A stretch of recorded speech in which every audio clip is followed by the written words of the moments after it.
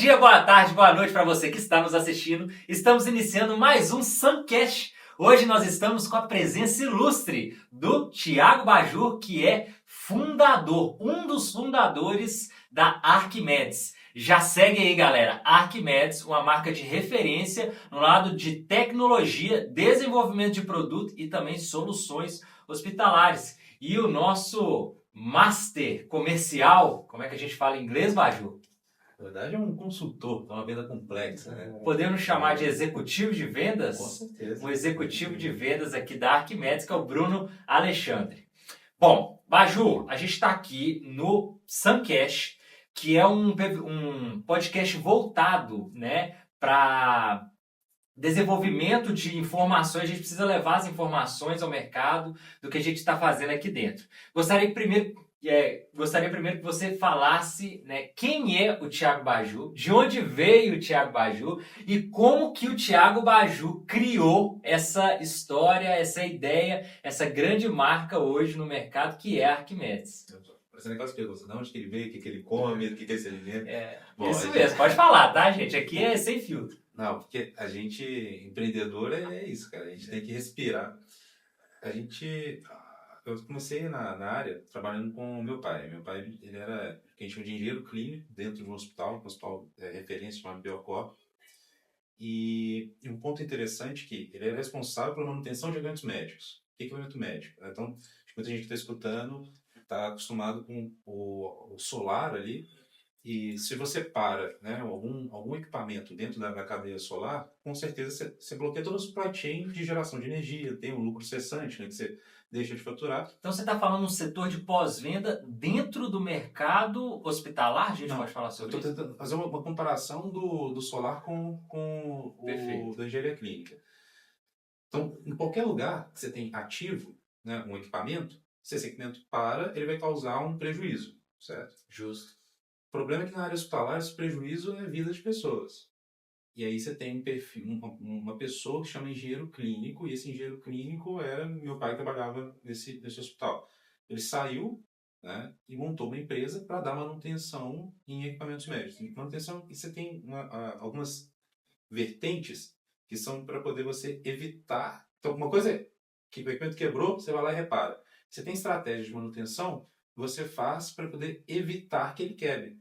Então, normalmente tem uma coisa na manutenção que a gente chama de PCM, Planejamento de Controle de Manutenção. Nele, você tem estratégias para você gastar menos dinheiro na manutenção. Então, para você poder evitar de gastar na hora que você quebra, você faz estratégias para poder fazer com que evite ele de quebrar. Isso para equipamentos médicos, você tem que fazer preventivas, calibrações, você tem equipamentos que testam esses equipamentos médicos em si. E aí, trazer esses equipamentos de fora para poder comprar estava muito caro. Então a gente começou a fazer os equipamentos, fazer para uso próprio. Começou a vir outras empresas procurando não só o software, né, que a gente fez, que era usando Excel para poder fazer os cálculos.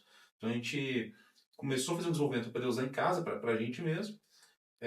E muito do meu lado e esse é até um ponto importante. Quando a gente está no dia a dia fazendo uma ação, a gente às vezes não percebe gargalos. Quando você está lá de fora, muitas vezes você consegue perceber. E quando eu estava trabalhando com meu pai, eu estava lá de fora.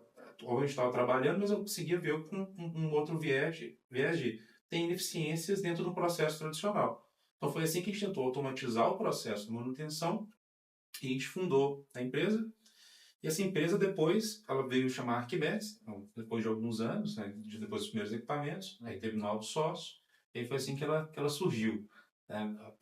Eu acho que o principal ponto é quando você sente a dor e faz uma solução antes de pensar no dinheiro, mas pensando em resolver bem um problema, acho que é uma das melhores formas de começar um negócio. Legal. Pessoal, olha, para você que está assistindo, olha que interessante. A PV Clean e o Grupo SolarView também foram desenvolvidas enxergando essas dores. A gente teve que pivotar o projeto no meio do caminho, porque eventualmente a gente teve que sair do micro e ir para o macro, identificar o problema realmente e mudar a nossa solução. Isso aconteceu com a SolarView, quando tentaram criar o primeiro inversor, viram que o inversor já existia, eram grandes multinacionais, então não havia competitividade. Então a gente teve que pivotar para a grande central de monitoramento que nenhuma tinha. Sabe? Eu vejo que isso conversa muito com outros setores, igual o setor, né, clínico que você está dizendo, conversa muito bem com o solar. E talvez a sua solução, essa solução de controle de ativos, se aplique muito bem dentro do nosso mercado, porque as dores se comunicam, né? Mas eu quero fazer uma outra pergunta, porque com certeza o pessoal está na dúvida. Por que Arquimedes? Porque é um nome tão, vamos falar assim, sexy, bonito de falar, Arquimedes, né? Tem alguma explicação, algum significado por isso? Tem explicação oficial e é bonita. Qual que você quer? As duas, né? Então vamos lá. Tudo que a gente faz com um produto, então a gente tem uns equipamentos, né? Então o equipamento que faz o teste de segurança elétrica chama Tesla, o que faz a qualificação técnica chama Otto. Então tudo que a gente fez de produto, a gente quis homenagear uma pessoa que teve uma contribuição para aquilo ali acontecer. Então o Otto veio de Otto von Guericke, o Tesla de Nikola Tesla, da parte da cidade. Arquimedes, ele foi uma figura muito importante, que ele era um polímata. O que era um polímata? Ele era muito bom em várias áreas ali, ele conseguia correlacionar e linkar várias áreas ali.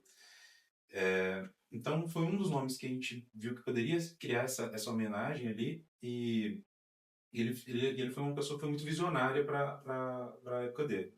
Só que aí teve um problema na hora de registrar o nome, Arquimedes, cara, não tinha esse registro. Então a gente foi tentando variações, então para o desenvolvedor todos, vamos tentar aqui variações de como que a gente consegue escrever Arquimedes. E aí a gente chegou no ARKMEDS, que era uma forma a gente conseguiu aí, foi meio que o acaso, né, MEDS de medicina, mas também da parte de metrologia de calibração, e o ARC, que é ARCA em inglês.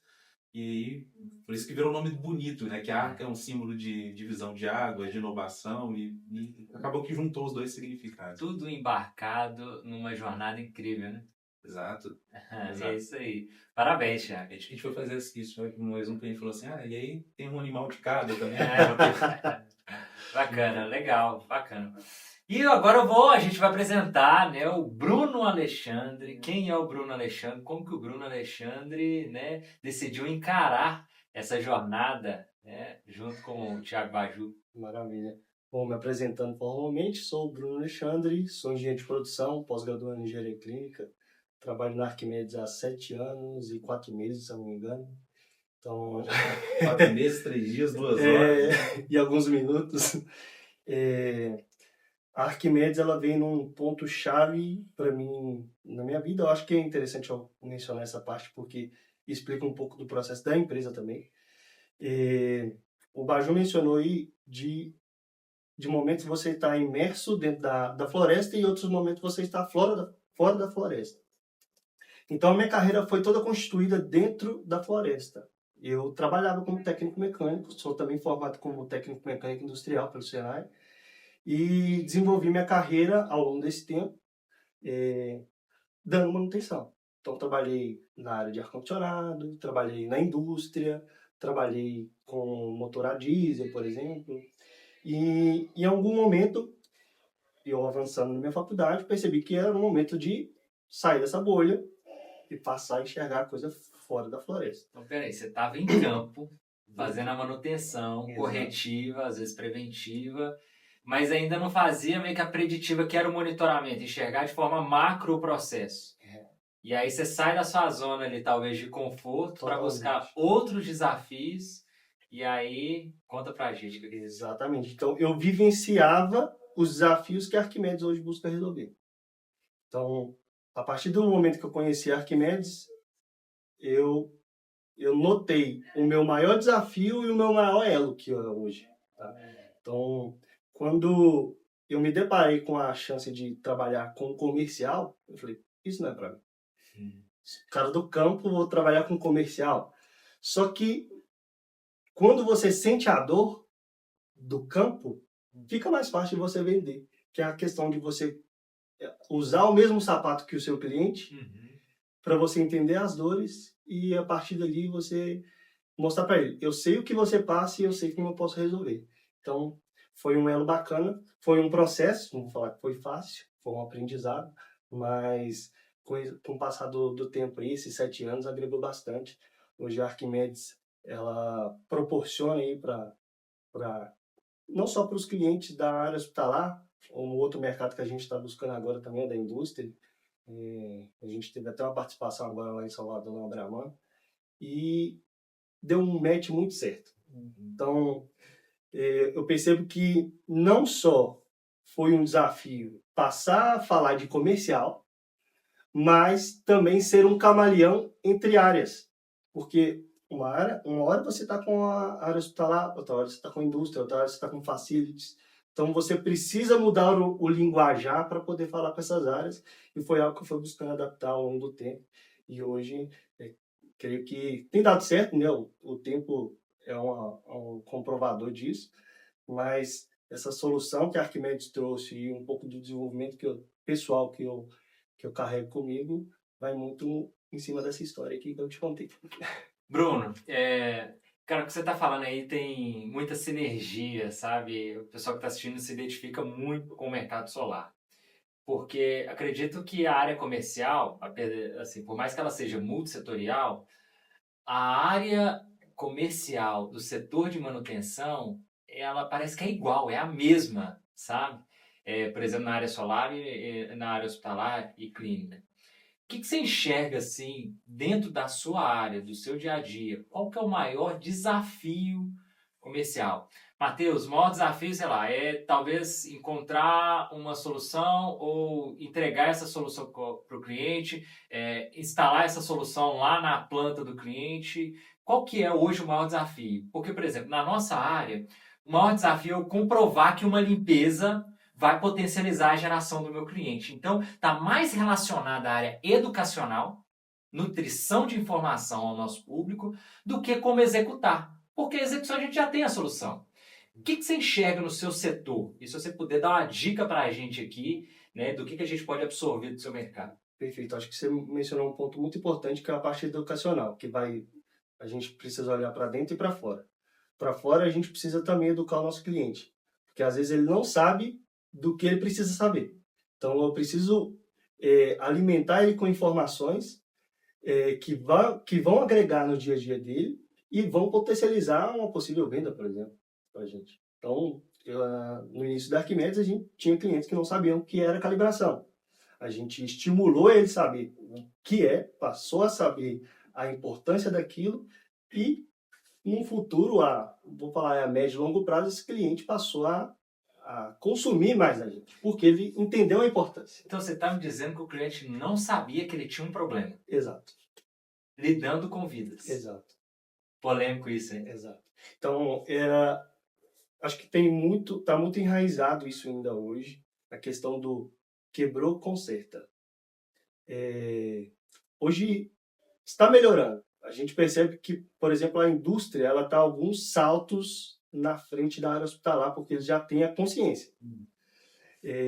Mas muitos players do mercado hospitalar ainda têm essa cabeça mais voltada ali. Quebrou, na hora que quebrar, vou lá, conserto, resolvo o problema, mas não é só isso. A gente precisa fazer uma manutenção preventiva, aí se eu for dar um salto para manutenção preditiva, eu preciso fazer uma análise, eu preciso calibrar o equipamento, ou seja, eu preciso reconhecer estatisticamente que aquele equipamento funciona. Então, foi um processo de levar aprendizado ao nosso cliente e, ao mesmo tempo, a gente aprendendo também. Por quê? Se eu passo a aprender e passo a ensinar, a hora que a gente mais aprende, eu acredito que é a hora que a gente está ensinando alguém. Porque você está replicando aquilo que um dia você absorveu. Então, a gente foi passando essas informações para frente e, com isso, eu fui elevando o meu nível de conhecimento e pretendo agregar ainda mais. Pessoal, Arquimedes, né? Vou reforçar aqui, sigam, qual que é o arroba da Arquimedes? Somos Arquimedes. Somos Arquimedes, sigam aí, né, para vocês se interarem mais sobre as soluções, as tecnologias, os dispositivos, né, que a Arquimedes inventou. E agora eu quero direcionar uma pergunta para o Baju, que essa é a chave do ouro, Baju. Depois eu quero comentar isso um ponto aqui que o Bruno comentou, que é bem importante a nossa estratégia. Tá. Baju, eu queria que você comentasse aqui, talvez, qual que foi o maior desafio que você já enfrentou dentro da Arquimedes. Foi relacionado a desenvolver um produto, foi relacionado a criar uma empresa que não existia nesse mercado e você ter que desenvolver essa empresa no mercado, sabe? Ou o desafio está sendo agora com essa grande revolução nessa área da IA, você está tentando trazer tecnologia, né, uma inteligência artificial para dentro da sua gestão. O que você interpreta dentro do seu histórico? O que te trouxe até aqui, o que foi mais desafiador? Eu sei que essa pergunta, às vezes, a gente vai precisar resgatar alguma coisinha lá do passado. Mas se você puder contar para a gente assim, o que vem logo na sua cabeça, eu acho que seria legal para o nosso público acompanhar. Perfeito. Eu acho que o maior desafio, ele depende do nível de maturidade que você está, inclusive, como empreendedor. Então, se eu fosse refazer a empresa hoje do zero, eu acho que a gente chegaria no mesmo nível, talvez uma fração do tempo do que demorou hoje. Então, o desafio, para mim, eu acho que ele é sempre momentâneo de como que está a minha maturidade na minha cabeça naquele momento. O primeiro nível de maturidade, o primeiro dos grandes desafios que a gente passou envolve o que o Bruno estava conversando, que era, quando a gente chegou, tinha uma grande empresa que tinha um software que fazia manutenção, já estava consolidado no mercado, só que o que ele fazia era isso, o cliente tinha uma demanda, ele ia lá e vendia. O que a gente fez? Fez isso que o Bruno comentou, dessa capacitação. Essa dor de você, inclusive a gente brinca que a gente não é comercial, a gente é consultor. Você tem que ir lá, tem que escutar o cara, entender e fazer ele enxergar, ter uma storytelling para o cara enxergar o que vai mudar na vida dele. Você fazer isso não é fácil.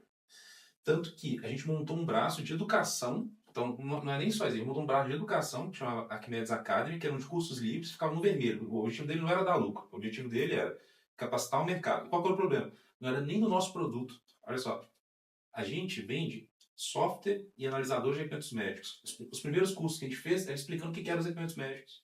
Você fez uma pergunta pro Bruno, você falou assim, olha, que esse pessoal trabalha na área e mesmo assim não tem... Cara, a gente brinca que o pessoal que ensina, depois começa a trabalhar, às vezes tem medo de entrar no hospital, para poder, na hora que entende como é que é o ecossistema. Então, esse foi o primeiro ponto de desafio, né? Esse núcleo de educação, ele se transformou numa pós-graduação depois. Desse primeiro desafio, que passou a capacitação, então, montou um modelo de negócio que fez sentido ali como meio de funil para descer. Qual que é o outro desafio depois? Gestão de pessoas. E aí, esse ponto da gestão de pessoas, aí como empreendedor, acho que todo mundo que está escutando aqui que começou a ter time, começou a ter crescimento, aí já é um outro viés ali. Mas como negócio, o principal foi você montar uma estrutura de capacitação, gestão de pessoas. E aí o que você emendando, que foi um ponto bem válido, sobre a inteligência artificial, é o seguinte: as empresas, a gente tem uma visão, muitas vezes, estática da evolução tecnológica. Tem um gráfico que inclusive, a gente até mostrou na Brahman, que é a evolução da tecnologia. A gente pensa assim, em 1960 começou a ter os primeiros sensores. Então, o equipamento que a gente, para um equipamento médico, por exemplo, ou qualquer equipamento, que ele tem uma eletrônica ali de medição, cara, isso é muito novo. Se você assiste vídeos, por exemplo, da Segunda Guerra Mundial, não tinha eletrônica, cara. Você não tinha, era tudo mecânico, hidráulico e é relativamente recente. Então, a gente está num momento da história que você fazer estratégias, a própria manutenção ali em si, está tudo muito novo. E na hora que você junta educação, gestão de pessoas, e você mudar uma cultura de uma empresa, que é, olha, agora a gente está num nível que a gente não está só gerando informação, agora a gente tem que gerar conhecimento. Então, no software, você não está gerando software, tem uma pirâmide que a gente chama de IKW, que a gente usa muito na construção da nossa argumento de venda, que era, antes as pessoas, primeiro você tem que ter dados para poder fazer uma tomada de decisão, esses dados geram informações e depois geram conhecimento. Hoje em dia, na cabeça das pessoas, tem tanta informação que você está gerando que a pessoa não consegue gerar uma análise, não consegue fazer um conhecimento. Então, a inteligência artificial, ela vai entrar e vai mudar a vida das pessoas ali, gerir um grande volume de dados para que a pessoa consiga fazer uma tomada de decisão. Então, quem está assistindo, com certeza, hoje tem um volume gigante de informação que ele tem que gerir, seja de pessoas, seja da própria base instalada, que você comentou, né, da Solar como monitoramento. E aí, fazer esses três pilares funcionar bem, que é capacitar o mercado para o mercado começar a pensar diferente. Isso aqui é importante. Fazer a gestão de pessoas internas para as pessoas entenderem isso e ajudar o mercado a se capacitar nessa mudança. E fazer isso aqui tudo funcionar, para mim esse está sendo o maior desafio. Eu peguei o gancho um pouco da inteligência artificial, porque a inteligência artificial ela evoluiu, né, em uma fração de tempo muito curta. Então a gente teve um salto na evolução, né? Eu estava vendo a marca GPT outro dia, foi a marca que se escalou mais rápido na história, onde tiveram mais assinantes em curto espaço de tempo. Então, isso prova que é uma tendência de mercado. Só que muitas empresas ainda não sabem como aplicar uma IA dentro da sua gestão e dentro da sua empresa. Né? E isso, para mim, né, parece um pouco óbvio dentro do segmento hospitalar e clínico, o quão isso pode contribuir. Né? E eu acompanho a Arquimedes, sempre acompanhei e vejo que vocês já estão aplicando isso internamente para favorecer e contribuir na evolução do setor.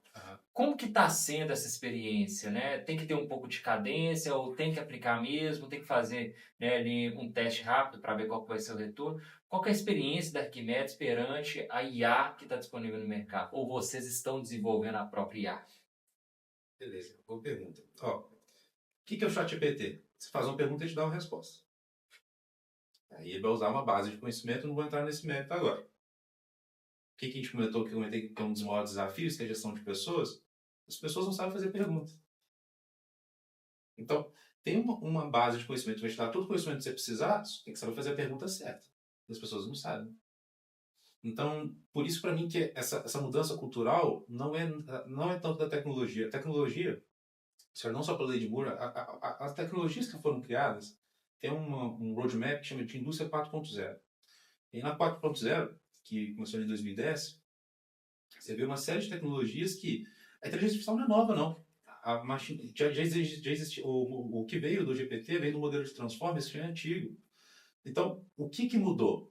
Foi a forma de humanizar uma tecnologia.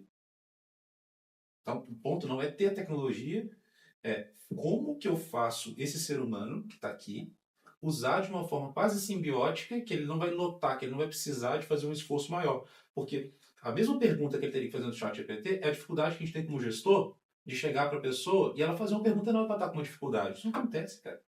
Você concorda comigo que como gestor, muitas das vezes a gente tem dificuldade numa comunicação simples? E às vezes você faz uma pergunta para a pessoa e às vezes a pessoa, ela às vezes não tem a resposta, ou então ela faz uma pergunta, o alinhamento ia funcionar muito melhor se tivesse isso. E é a mesma coisa do alinhamento com a inteligência artificial. Você conseguir unir os dois. Então, para mim, esse é um dos grandes desafios e, para mim, do que vai ser o movimento da incorporação da inteligência artificial é uma coisa que a gente chama de indústria 5.0, que é uma coisa não existe, não está bem cunhado oficialmente, mas está muito bem desenvolvido.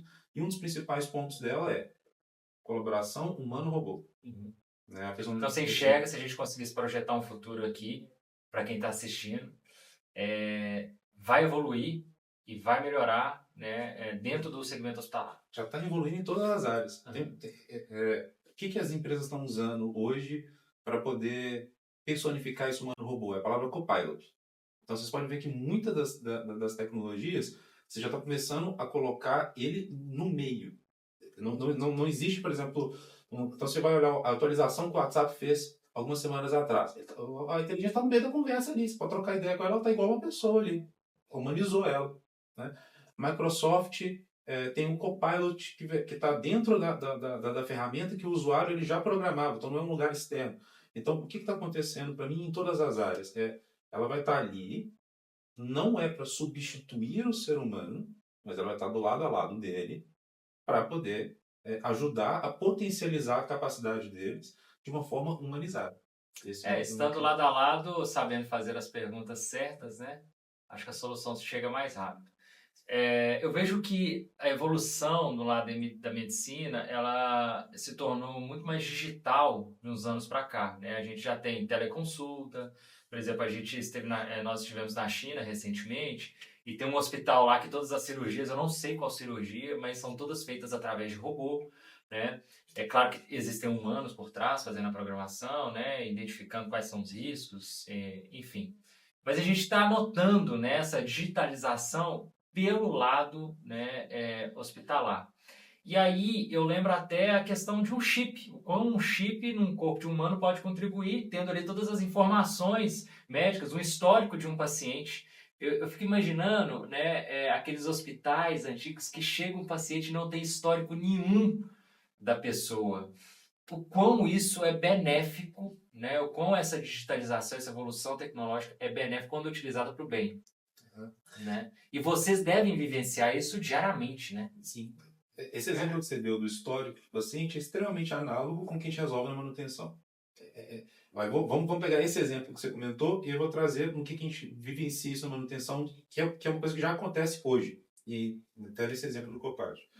Você vai lá no Portugal, você tem um médico da família, né? Que é um médico que ele vai te acompanhar, então na cabecinha do médico, ele já sabe quem são seus parentes, ele já sabe que você tem uma pretensão. Então, na hora que você vai lá, não é uma nova interação.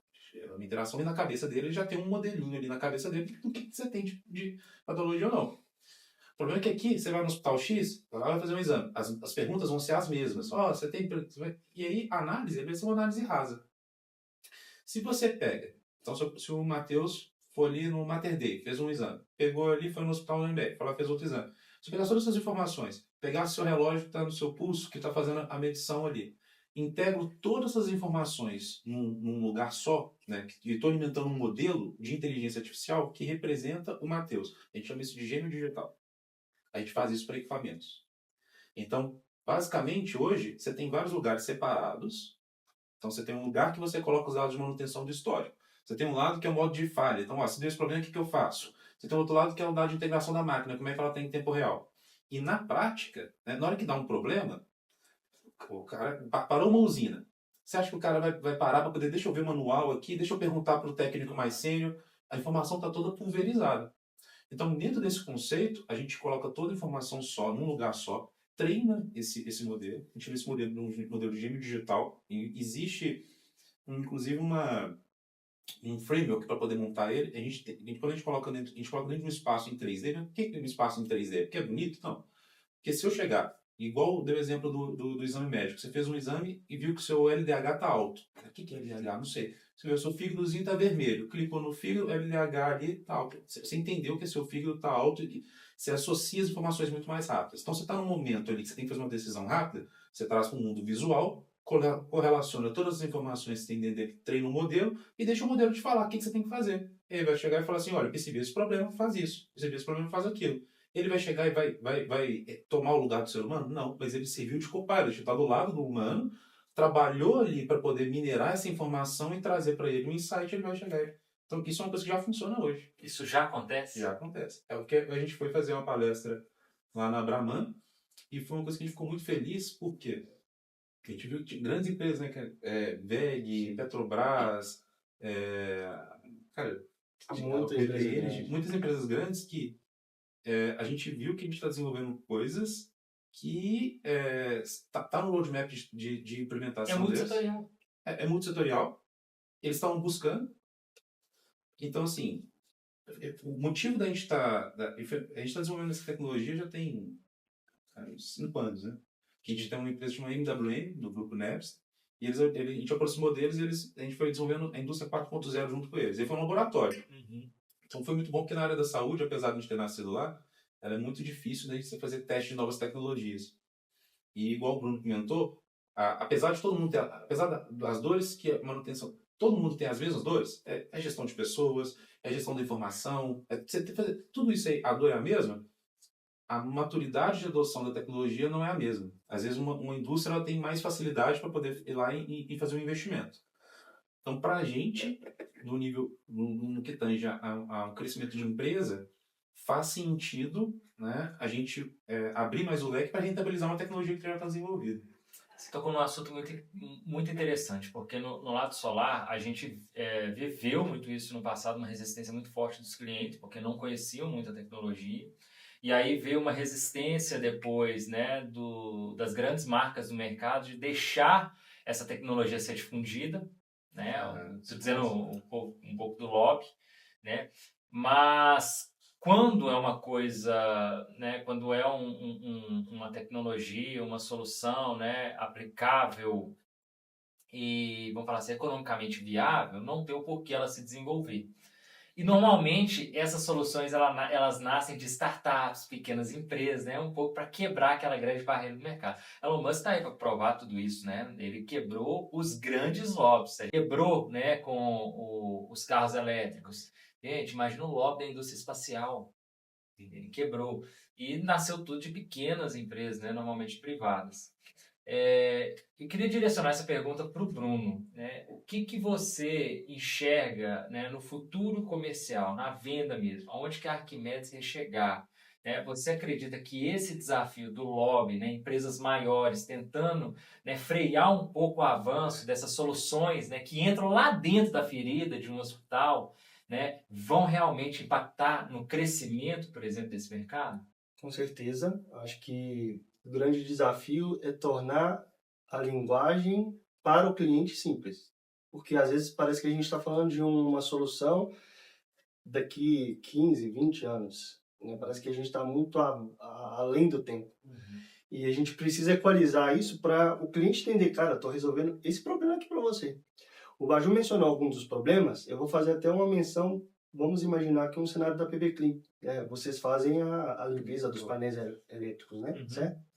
Acredito que você tem que treinar seus colaboradores. Sim. Certo? Então imagina que você treinou o Joãozinho ficou muito esperto, ele começou a dominar a limpeza de painel solar. Ele não só começou a visualizar a limpeza do painel solar, mas a entender a importância, a ter uma análise preditiva sobre aquilo, né? Só que um dia o Joãozinho ele pega e sai da empresa. É um ciclo natural do mercado, pode acontecer. Né? Qual que é o problema nessa história? Não é o Joãozinho sair. O problema é ele ir embora e a informação ir com ele, não ficar retida na sua empresa. O que vai acontecer? Você vai ter que treinar o próximo Joãozinho.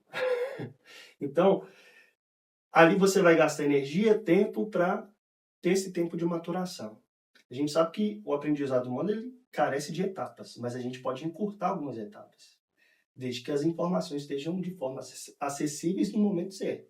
Então, o gêmeo digital agregado à inteligência artificial, ele vai resolver um problema atual, essa rotatividade de técnicos que a gente tem no mercado, por exemplo, né? Reter o conhecimento dentro das empresas. Então, é uma forma de você consultar a informação na hora que você realmente precisa dela e fazer as perguntas certas da forma correta também no momento que você realmente precisa dela. Então, o gêmeo digital hoje, ele vai ser um ponto de consulta. E esse ponto de consulta, às vezes, vai eliminar o próximo Joãozinho ficar toda hora te perguntando isso, e você está com outras tarefas a fazer. Então, isso pensando de uma maneira micro, pensando só numa fatia ali, pode parecer pequeno, mas imagina numa escala grande. Né? Isso tende só a piorar. Então, a gente está resolvendo um problema que já existe, com uma tecnologia que as pessoas pensam que está muito no futuro, mas resolve um problema atual. Legal. Quer completar, Márcio? O Bruno, ele, é porque eu falei uma parte muito teórica e o Bruno tangibilizou melhor, né? E hoje em dia as empresas elas procuram muito ESG, né? E o mundo muito. Na nossa área, então. Pois é. E tem duas letras dessas que a gente não para para poder pensar. Uma é o G, que é a governança da informação. Então, o maior bem da empresa ali é a inteligência. E ela vai e volta. Ela vai e volta, não, só vai. Né? Ela entra na cabeça das pessoas, você tem um turnover, cada vez mais as pessoas não estão ficando tanto tempo nas empresas, mas ela vai sair. Então, você tem um mecanismo de ir absorvendo aquilo ali e ter um conhecimento ele ficar arquivado para poder ajudar o próximo, esse é um dos pontos que a gente consegue ajudar. E o segundo, do S, do Sociability, que não se nivelar. Porque muitas das vezes a gente também vê, principalmente hoje não é tanto, mas em empresas mais antigas, você vê ali pessoas guardando conhecimento para elas, porque elas sabem que aquilo ali vai ser uma vantagem estratégica de alguma forma para ela, e você não nivela ali a oportunidade entre todas aquelas pessoas. Sendo que todo mundo deveria trabalhar junto para poder fazer a empresa crescer. Então, esses dois pontos eles são muito importantes. Um outro comentário em cima do que você comentou que eu achei muito interessante, da questão do lobby ali.